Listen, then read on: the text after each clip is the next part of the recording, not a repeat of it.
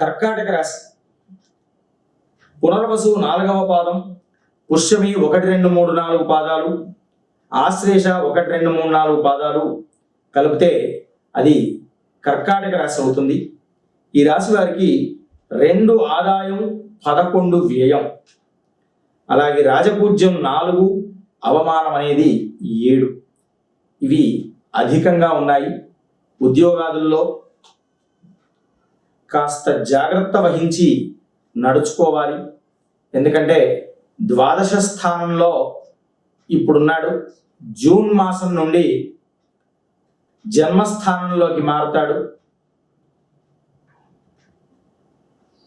ఆ పిదప అక్టోబర్ మాసంలో నుండి జనవరి 24 వరకు, అక్టోబర్ 30 నుండి జనవరి 24 వరకు ఒక 3 మాసాలు మాత్రం చాలా బ్రహ్మాండంగా ఉంటుంది. ఇక్కడ ఏదైతే అవమానాలు పడ్డారో అవన్నీ కూడా తిప్పికొట్టి మంచి ఫలితాలు అనేటువంటివి ఆవిడ పొంది కొంత సుస్థిరమైనటువంటి ఏర్పాట్లు చేసుకుంటారు. ఉద్యోగంలో కానీ స్థానంలో కానీ స్థానచలనం అనేటువంటిది కూడా సంభవించవచ్చు. కనుక వీరు ప్రధానంగా బృహస్పతి గ్రహానికి ఆరాధన అనేది చాలా అవసరం. అలాగే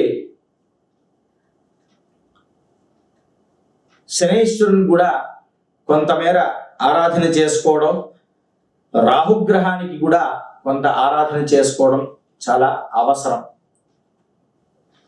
వీరు ఈ విధంగా వాటికి జపాదులు హోమాదులు చేసుకుంటే అతి త్వరగా శీఘ్రమైనటువంటి ఫలితం అనేటువంటిది సంభవిస్తుంది.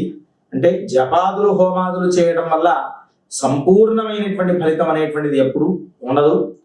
దాదాపు 60 నుంచి 70% వరకు ఉపశమనం అనేటువంటిది సంభవిస్తుంది. కొంతమేర ఇబ్బంది అనేటువంటిది కనబడుతుంది, కానీ అది అంతగా ఎక్కువగా ఇబ్బంది అనేటువంటిది పెట్టదు.